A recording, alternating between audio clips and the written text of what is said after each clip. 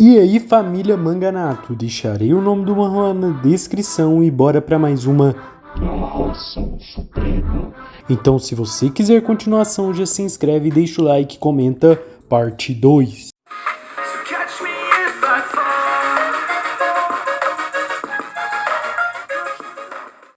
Tudo começa em um local desconhecido de montanhas à noite. Nosso prota corre loucamente fugindo de algo. Vemos o desespero em seu rosto até que ele tropeça e cai, rolando feio. Nosso prota machuca a perna e xinga. Ele estava na palma da mão do inimigo esse tempo todo.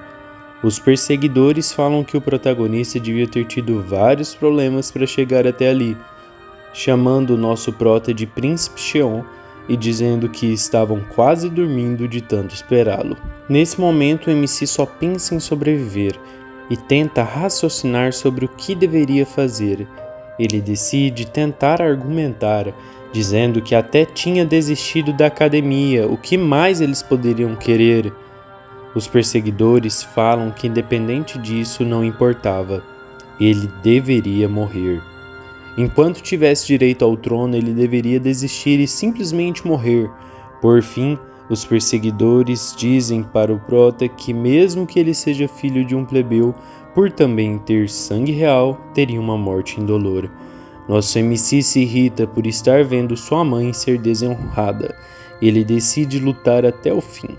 Os perseguidores perguntam se ele aprendeu a lutar com seu guarda, mas logo percebem que ele não sabia de nada.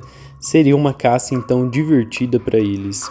Os encapuzados partem para cima do prota. Ele tenta lutar, mas é inútil, perdendo rapidamente o controle da faca que segurava e sendo pego pelo pescoço.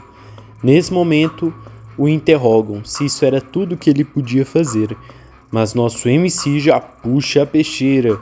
Outro perseguidor tenta o avisar para ter cuidado com o menino, mas é tarde demais. Nosso MC enfiou a faca na garganta do oponente e fala, bem feito. Os encapuzados ficam surpresos com o feito dele, se perguntando como alguém sem habilidades podia ter matado um deles. Concluíram de que ele havia sido esperto, mas infelizmente o fato do nosso prota não saber artes marciais era verdade. E eles partem para cima novamente, lascando a joelhada no queixo de Cheon, que cai gorfando sangue já. Em seguida, o perseguidor enfia sua espada na barriga do prota, que obviamente grita de dor. Como se não bastasse, ainda pisa em cima e pergunta para ele como é ter o estômago furado. Nosso MC pensa consigo que não dá para enganar duas vezes e que pelo menos havia levado um deles. O perseguidor faz sofrê-lo lentamente. O membro que assistia não gostava daquele tipo de coisa, mas como Cheon havia matado um deles, não havia outro tipo de morte.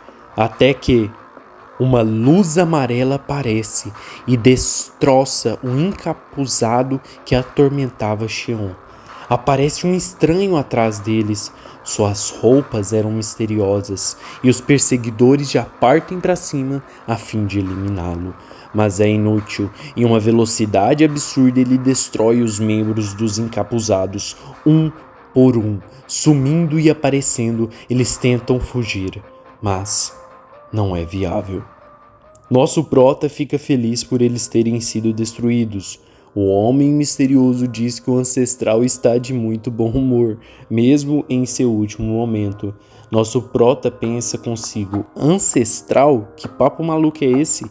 Até que a visão de Cheon fica embaçada e o corpo começa a ficar rígido devido à grande perda de sangue. O homem diz que já o acharam e que não havia escolha. Ele queria ensinar o MC a usar isso, mas teria que improvisar. Então iria se apressar, porque o MC também já estava quase no céu.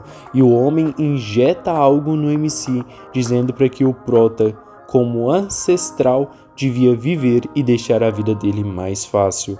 Falando antes de ir embora, de vez que o que ele aplicou era a última versão, então devia ser fácil de usar a nanomáquina, desejando boa sorte e desaparecendo. Nosso Cheon só pensa consigo que diabos era aquilo que ele estava falando, mas começa a escutar uma voz na sua cabeça. número de série 034 4532 5893. Nosso prota se assusta com aquela voz na cabeça. A nanomáquina diz: Companhia Sky, 7ª geração de nanomáquinas ativando. Eles estão deixando a gente sonhar. Sei. Sei. Há muito tempo atrás, lutadores aprenderam artes marciais para se proteger dos inimigos. Com o tempo, o método de defesa começou a se tornar uma ferramenta para matar inimigos, ficando mais complexo e sofisticado, com séries de movimentos e técnicas de respiração que usavam energia vital. Eles ensinavam sua arte para gerações futuras, permitindo que ela evoluísse. Aqueles que a dominaram tornaram-se mais fortes do que humanos comuns e começaram a ser chamados de Wulin.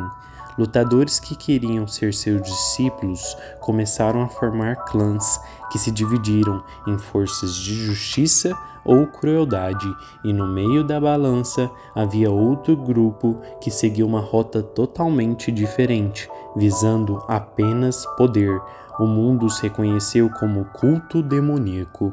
O filho ilegítimo com maior posição no ranking da família era quem tinha direito ao trono. Essa é a história de Cheon Yeo-won.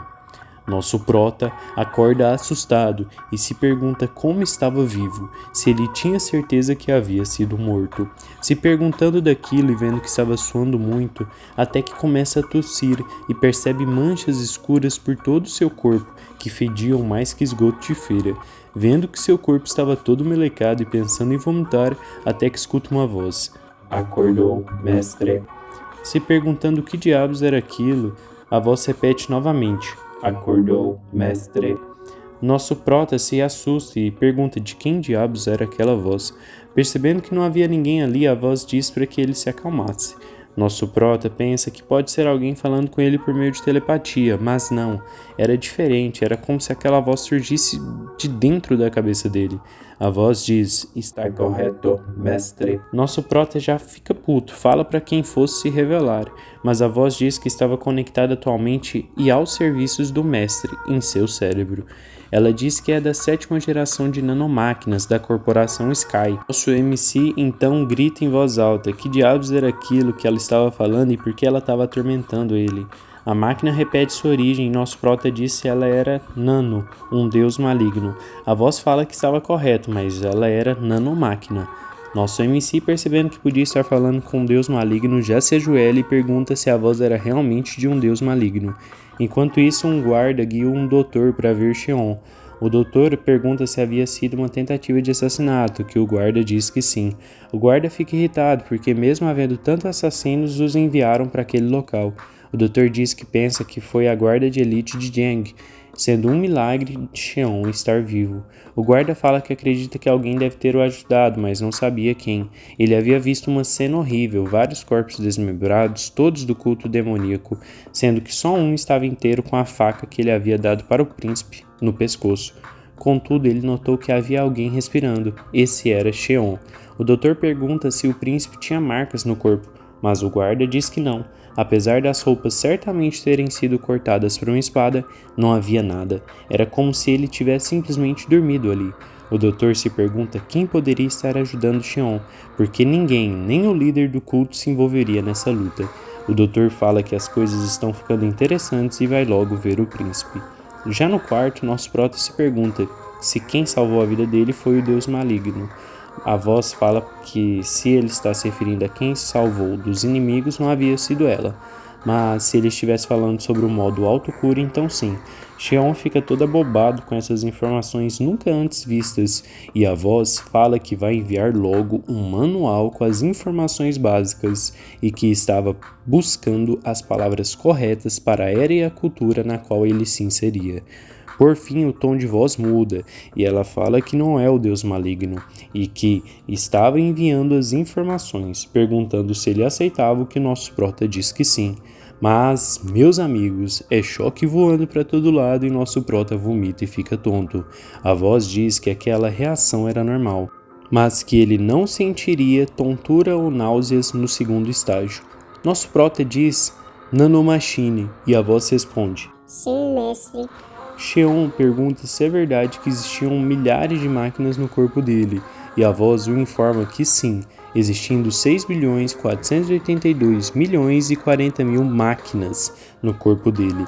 Nosso prota pergunta logo em seguida se ela poderia sair do corpo dele, caso ele quisesse. Porém, Nanomachine diz que, como ele havia visto na informação enviada, ela só poderia sair quando ele morresse. Xion pensa que, além dos irmãos deles estarem desesperados para matá-lo, mesmo que ele não fosse forte, agora ainda tem uma nanomachine no corpo dele, se questionando o motivo de tudo isso. Até que o guarda e o Dr. Bayek chegam. Xion fala pra nanomachine ficar quieta, porque senão ia ficar parecendo um maluco falando sozinho. A nanomachine diz que, se ele quisesse, ela poderia entrar no modo silencioso e se comunicar com ele pelos pensamentos, o que Xion diz que seja e manda ela calar logo a boca. O guarda acha que ele dormiu, porém já pergunta se ele estava acordado, percebendo que o garoto fedia muito. O médico pergunta se o príncipe se lembrava dele, o que ele responde que nunca esqueceria do doutor que havia cuidado de sua mãe doente. O doutor pede o pulso Xion e diz que é muito estranho. Nesse momento o guarda fica assustado e pergunta se ele iria morrer. Contudo, Dr. Bayek diz que era o oposto. O corpo dele havia se livrado de substâncias tóxicas e energia vital havia sido ativada. Bayek pergunta para Xion se ele havia tomado algum tipo de remédio especial. O menino fica confuso e Bayek diz para ele que agora ele tinha um corpo perfeito para artes marciais. O príncipe conclui que aquelas manchas eram impurezas que saíram do corpo dele e pergunta para Nano se foi ela quem havia feito aquilo. Nano pergunta se podia desativar o modo silencioso e ele diz que sim. Nano informa então que foi ela quem fez isso, além de recuperar as feridas, também adicionaram músculos que deviam ajudar o corpo dele. O menino fica surpreso e pergunta se ela tinha certeza de que não era um deus maligno, o que ela responde não ser um deus, mas sim uma máquina mestre. O restante da história vai ficar para a próxima parte. Se você está curioso que nem eu para saber o que vai acontecer, bem como já quer dar aquela força para o canal, já se inscreve, deixa o like e comente o que achou do vídeo para fortalecer a família Manganato e incentivar conteúdo de qualidade como este. Grande abraço, fui!